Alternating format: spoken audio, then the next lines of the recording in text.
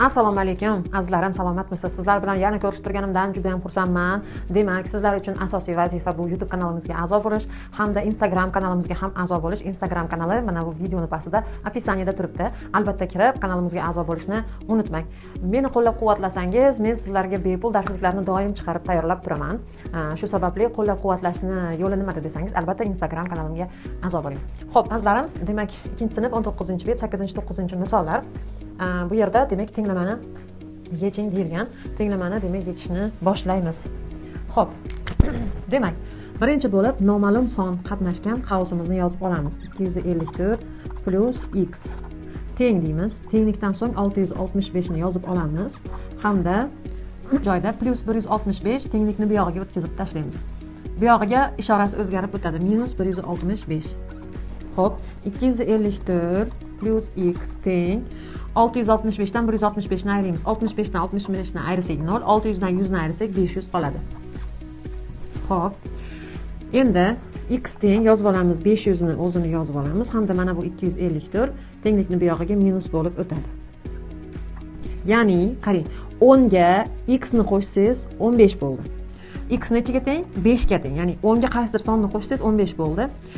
Demak, ximiz 5. Qanday topdik? 15 dan 10 ni ayirdik. Xuddi shuni singari 500 dan 254 ni ayirishimiz kerak. X teng. Xo'p, 0 dan 4 ni ayirib bo'lmaydi. Qarz olamiz. Demak, 10 dan 4 ni ayirsak 6. Mana bu joyda 9 qoldi. 9 dan 5 ni ayirsak 4. Mana bu joyda 4 qoldi. 4 dan 2 ni ayirsak esa 2. 246. Tekshiramiz. 254 qo'shamiz. 246 qo'shamiz 165. Demak, to'g'ridan to'g'ri qo'shishni boshlasak bo'ladi. 4 ga 6 ni qo'shsak 10, 10 ga 5 ni qo'shsak 15. Biri dilda. 5 ga 4 ni qo'shsak 9, 9 ga 6 ni qo'shsak 15, dildagi 1 bilan 6. 16, ya'ni 6 ni yozaman, biri dilda. 2 ga 2 ni qo'shsak 4, 4 ga 1 ni qo'shsak 5, mana bu 1 dildagi bilan 6, yana 665. Mana javobimiz to'g'ri ekan. Keyingi misolimiz. Xo'p. Qarang, 10 ayramiz. Mana buni umumiy noma'lum son desak, 10 dan ayrimiz x ni, mana bu qavsning ichini to'liq x deb olsak, 10 dan x ni ayirsak 3 qoladi. Mana bu joy nechi? 7, ha? 10 dan 7 ni ayirsak 3. Demak, biz mana bu 7 ni topish uchun 10 dan 3 ni ayirib tashlayapmiz. Xuddi shuni singari 123 qo'shamiz y ni topishimiz uchun 800 dan 209 ni ayirishimiz kerak, azizlarim. Demak, yozib olaman yana qayta. 123 qo'shamiz y teng 800 dan 209 ni ayiramiz. Demak, qarz oldim. 10 dan 9 ni ayirsak 1. Mana bu joyda 9 qoldi. 9 dan 0 ni ayirsak 9. Mana bu joyda 7 qoldi. 7 dan 2 ni ayirsak, demak 591. Hop, y ni topish uchun tenglikdan so'ng 591 ni yozamiz hamda ayrimiz 123 tenglikni bu yog'iga minus bo'lib o'tadi. Hop, y teng 9 dan 1 qarz olyapman. 11 dan 3 ni ayirsak 8. Mana bu joyda 8 qoldi. 8 dan 2 ni ayirsak 6. 5 dan 1 ni ayirsak 4.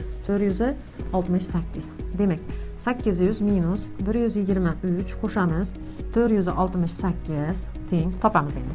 Xo'p, 800 minus, xo'p, 3 ga 8 ni qo'shsak 11, 1 ni yozamiz, 1 dilda. 2 ga 6 ni qo'shsak 8 dildagi 1 bilan 9. 1 ga 4 ni qo'shsak, demak 5. 591 ni 800 dan ayiramiz. Xo'p, qarz olyapman. 10 dan 1 ni ayirsam 9. Mana bu joyda 9 qoldi. 9 dan 9 ni ayirsam 0. Mana bu joyda 7 qoldi. 7 dan 5 ni ayirsam, demak 2. Javob 209. Demak, javobimiz to'g'ri chiqdi, azizlarim. Xo'p, buni ko'chirib bo'lguningizga qadar men keyingi vazifaga o'taman.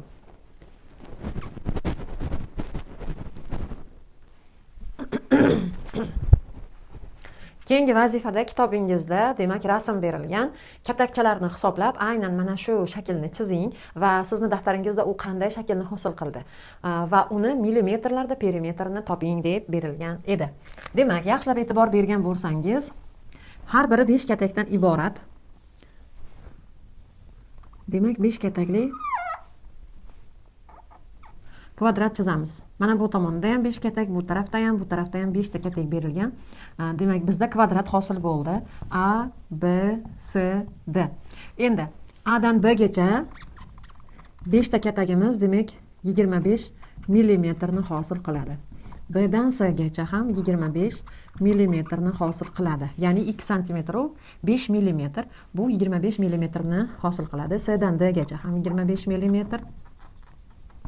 Xo'p, D dan A gacha ham 25 millimetr. Endi millimetrlarda perimetrni hisoblang deydigan. Perimetr A plus B plus C plus D, ya'ni to'g'ri to'rtburchakni perimetrini topish uchun uni tomonlarini qo'shamiz.